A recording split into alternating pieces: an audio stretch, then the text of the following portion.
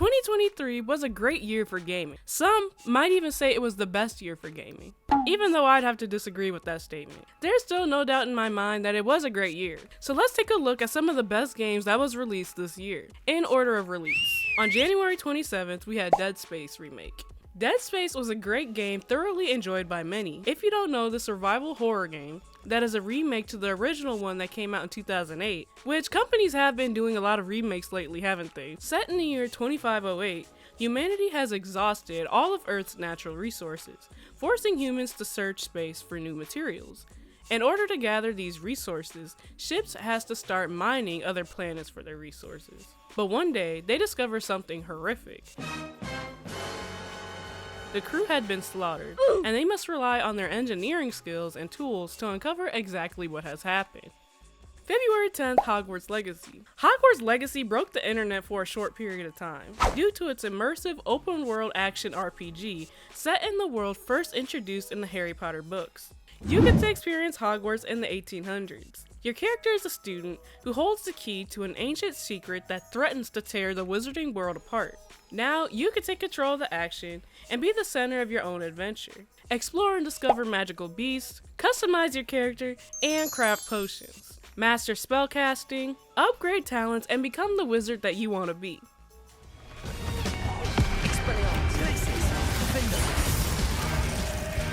February 22nd, Horizon Call to the Mountain. This is actually a PSVR 2 game. I know a lot of people really liked the Horizon series, and they were ecstatic to see that something like this was coming to VR. Unravel a new mystery surrounding machines to redeem yourself and save your people.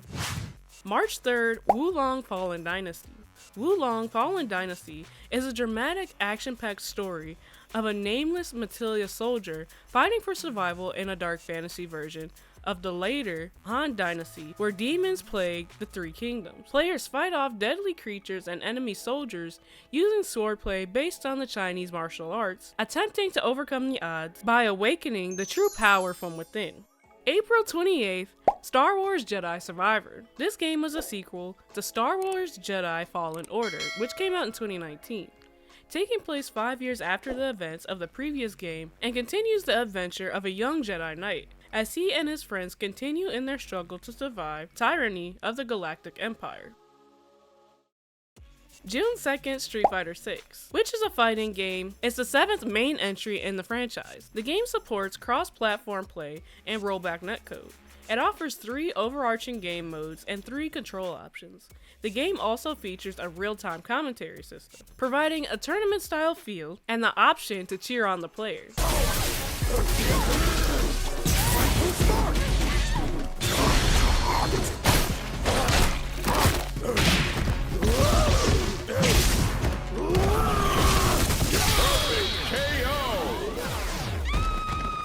June 5th, Diablo 4, which is an online-only, action role-playing dungeon-crawling game. Players create a character from one of the 5 playable classes, and use their skills to complete quests through combat. Staple features return from the previous installment of the franchise, generated dungeons, and loot-focused character building, while also featuring mechanics new to the series, including an open world and player versus player combat. August 18th, The Texas Chainsaw Massacre. This is another game that kind of broke the internet for a while. The Texas take on the role of one of the notorious Slaughter family, or their victims, a third-person asymmetrical horror experience based on the groundbreaking and iconic 1974 horror film.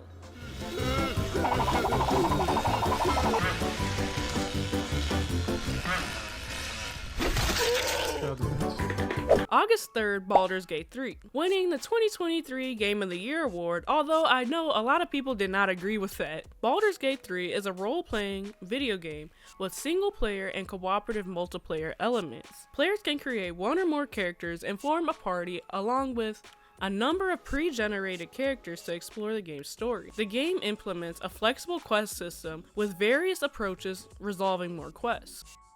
September 18th, Lies of P, which is a Souls-like action-playing video game. Lies of P is played from a third-person perspective. The player controls the humanoid Pinocchio and travels on foot through the city of Krat, and fighting various biomechanical enemies. Pinocchio uses an arsenal of weapons such as swords and axes against his enemies and can dodge and block their blows, and has a mechanical arm that can be equipped with gadgets, such as a grappling hook to lure enemies or a flamethrower. September 14th, Mortal Kombat 1. Honestly, I know I don't really have to explain much of this game because I know a lot of you already know what this kind of game is, but discover a reborn Mortal Kombat universe created by Fire God Liu Kang, Mortal Kombat 1 users, and a new era of the iconic franchise with a new fighting system and fatalities.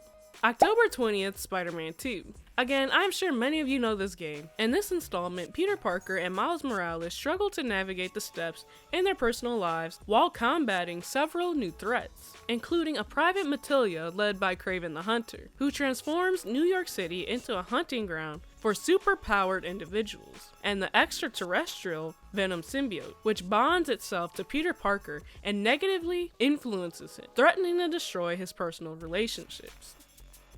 October 27th, Alan Wake 2, winning multiple game awards this year. Alan Wake went missing in 2010. He was a best-selling writer based in New York City. On a vacation in the Pacific Northwest with his wife Alice Wake, he came face to face with the force of supernatural darkness. It brought Wake's writing a horror story to life. He fought this dark presence and managed to banish it back to where it came from, a nightmarish dark place hidden under a lake outside the small town of Bright Falls. Wake wrote an ending to his horror story, and with that, freed his wife from the darkness under the lake, but became trapped himself. And I will most likely be doing a video on this later, so make sure to subscribe and stay tuned for that. Such a dark place, am I trapped in here? Is this real? I cannot remember. There was a manuscript, it held a key. A vicious cycle I must not surrender to. December 7th, Avatar's Frontiers of Pandora. Abducted by the RDA, you, Navi, were trained and molded to serve their purpose. 15 years later, you are free, but find yourself a stranger to your birthplace.